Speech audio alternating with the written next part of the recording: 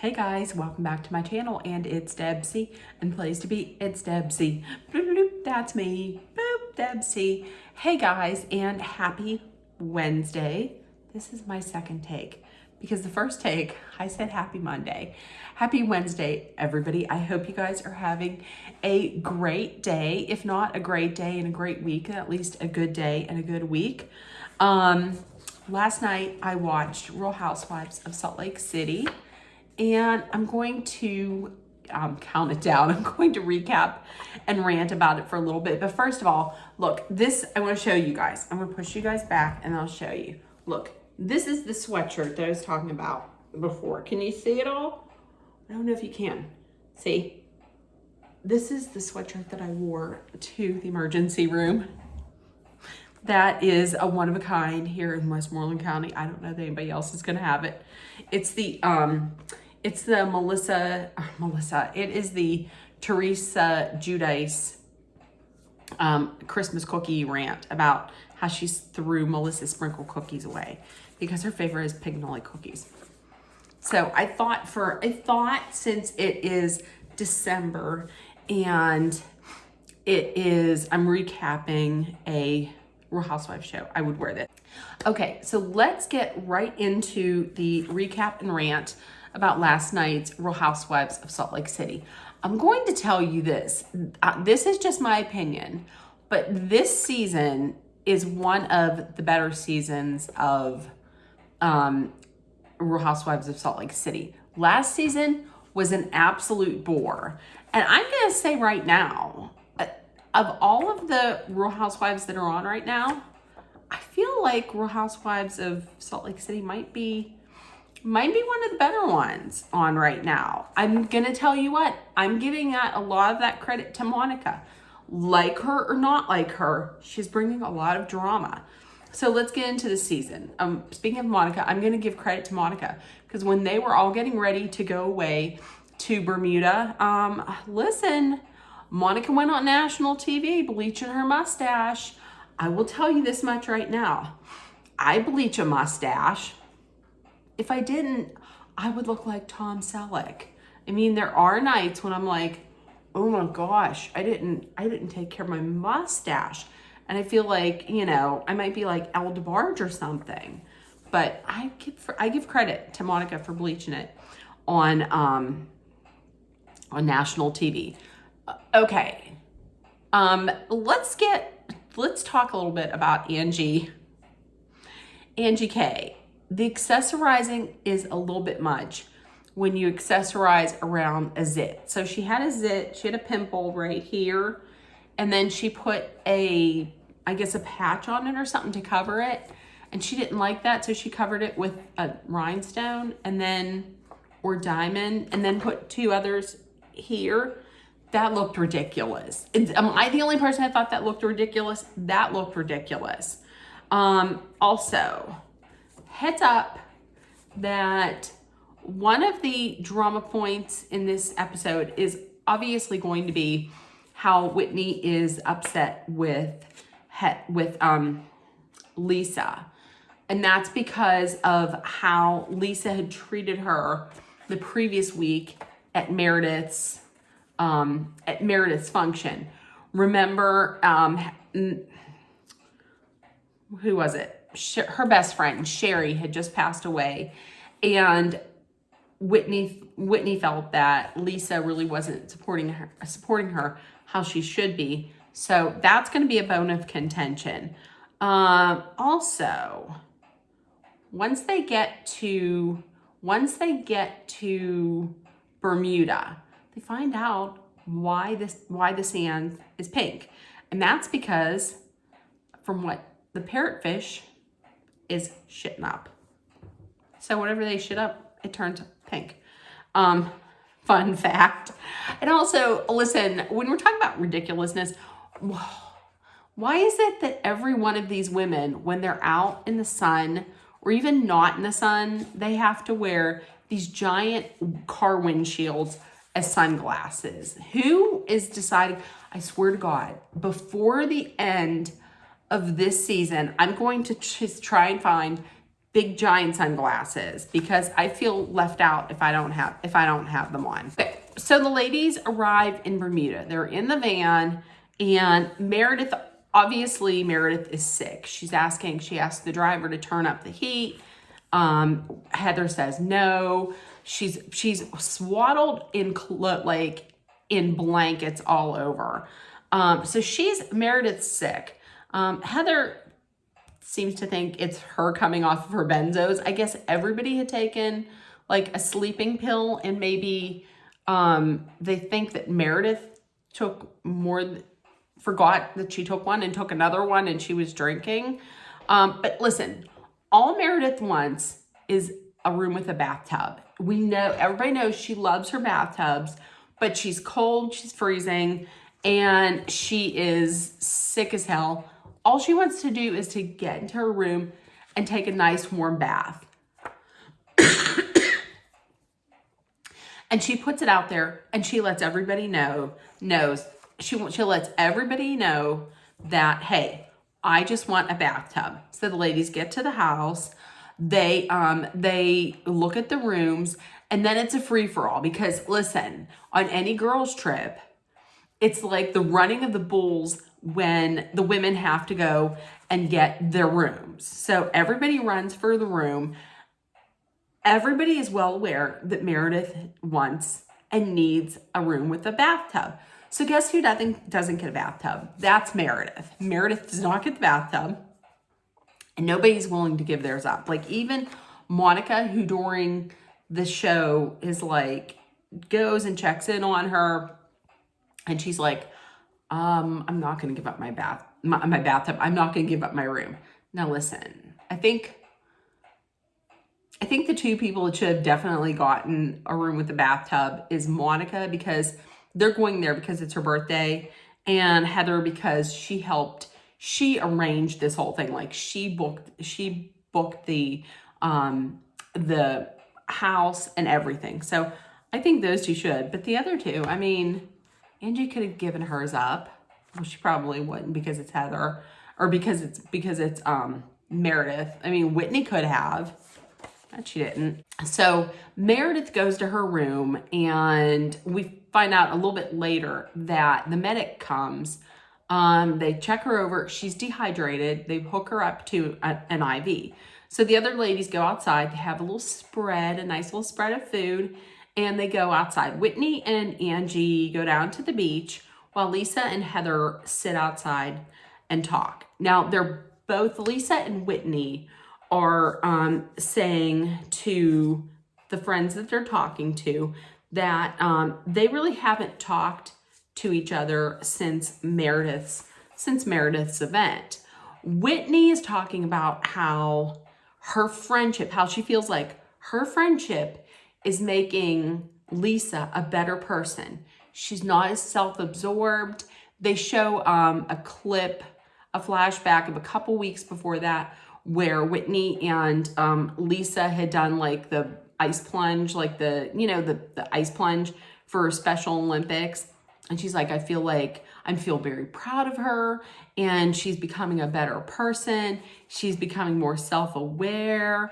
Meanwhile, Heather and Lisa are talking. Heather tells Lisa about the conversation that she had with Whitney, how Whitney had said her discussions with Lisa are very tough, and she feels like Whitney feels like her friendship is making her a better person, and she is making Lisa a better person, and is making her less self-absorbed and more self-aware.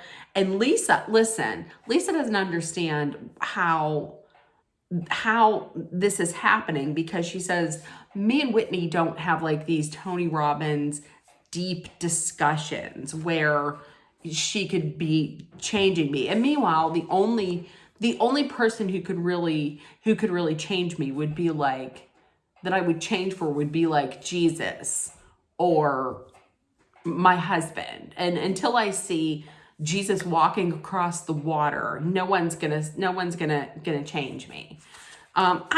Listen, I have to tell you, I get why Lisa would be a little upset with this, because exactly who is Whitney? Like, who is Whitney to think that She is such a great person, and she can change people. I mean, Whitney might be a good person, but I mean, who do you think you are? I don't understand. So Monica goes up to visit Meredith just to check in on her, see how she's doing. And Meredith says that she feels disrespected by the fact that she told everybody she wanted and needed a room with a bathtub because she wasn't feeling well. And this also shows her that the women really are selfish and self-absorbed. It makes her remember just how selfish these ladies are. Now, I don't know if she was like disrespected. That might be a little too far, but I mean, I did think it was kind of ignorant that she told them that she was sick. She obviously looked sick, and just a soak in a nice hot bath would make her feel better. I mean, what Meredith had said that if she was on the other foot and somebody else was sick and they wanted a room with a bath, she would have given it to them. I just thought it was kind of ignorant that they didn't just give her a bathtub. Just give her a damn bathtub. I mean, I know it's first world problems, but I mean, when you're feeling sick, if that's something that could help, I mean, why can't a friend just do that for you? Next up, they had a rum tasting on the beach. I did not know the dark and stormy is the national drink of Bermuda. And we also found out that Monica had never had a drink of alcohol, never drank alcohol before the age of 30. She only started drinking, and once she was excommunicated from the church. And while the ladies were drinking, Meredith was in bed getting glammed up. And at first I was like, why exactly is she getting glam to just lay in bed? Because it turns out they're going out later.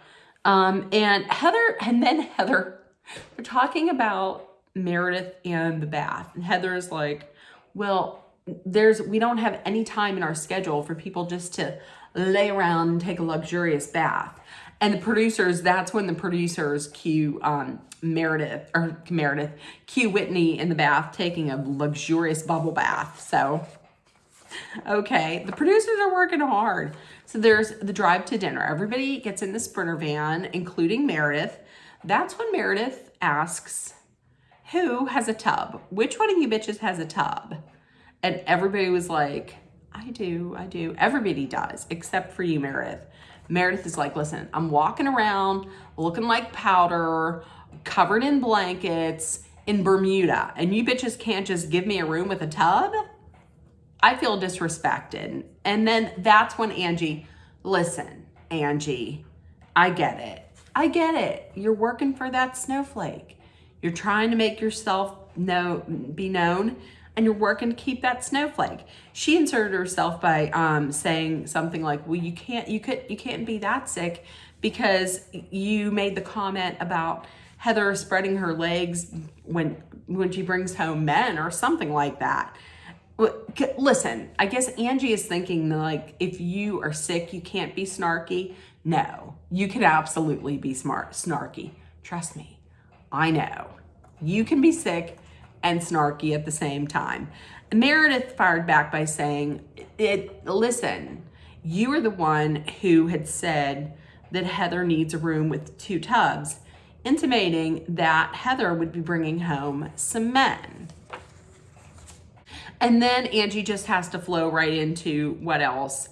Meredith threatening her family again. And she also, after that, says that off camera, that she doesn't buy Meredith's apology that she had given to her. When was it? It was a few weeks ago. I forget which event she was at. Meredith says, listen, I didn't threaten you. I didn't threaten anyone. And then she educated her on exactly what a threat is, what an actual threat is, in which she didn't threaten her. Angie calls Meredith classless, which, so Meredith is classless, but you were the one that went to Meredith's, no, and then went to Lisa's après without the ski event in the beginning and was screaming at her event. You're the one who opened your legs outside of your marriage all across town or something like that. So that was classy. Okay, get it, gotcha. I thought that was not classy, but I guess in Salt Lake City, it's classy. And then cryptically off camera, Meredith says, when accused of doing something, you may as well do it.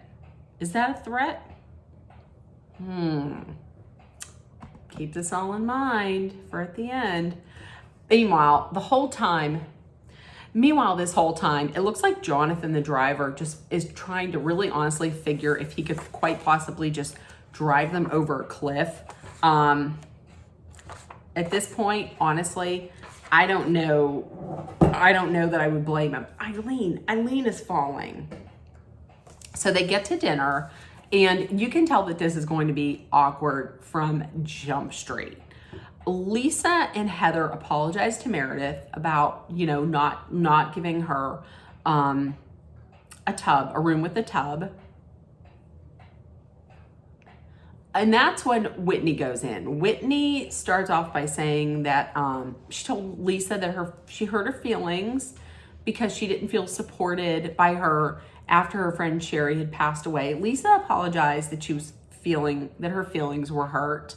But she says her feelings were hurt also by how Whitney had treated her at Meredith's event just the week before. And Lisa had said that she's constantly has to walk on eggshells around her. And then Lisa brings up the conversation that Heather had told her about, where she said Whitney was making her a better person, and how Whitney's conversations with Lisa are just tough because she's so self-absorbed. Whitney denies saying any of this. And she denies, telling Heather this, but then she kind of lashes out at Heather and is like, why are you meddling in our friendship and this and that? Well, if you didn't say this, then why are you getting upset at Heather for saying that? So, and listen, this whole thing to me, and they're going back and forth, Heather and Whitney, and then Whitney tells Heather to shut the fuck up, and Heather got for real very offended at this, which is kind of surprising because Heather has given it quite a bit to others. I would think that she would be able to take that. And then after she's like, I just think that you could have done it in a more fucking respectful way. Okay. This whole thing, to be honest with you, to me, it was kind of weird because it felt like Heather and Whitney were fighting between the two of them for Lisa's friendship, and Lisa's stuck in the middle. If I was Lisa, I would have felt super uncomfortable. Whitney thinks Heather's trying to ruin her friendship with Lisa. She's trying to spin it to make Lisa mad at Whitney. Heather was like, I am not doing anything to try and ruin your relationship. You may very well just be doing that yourself.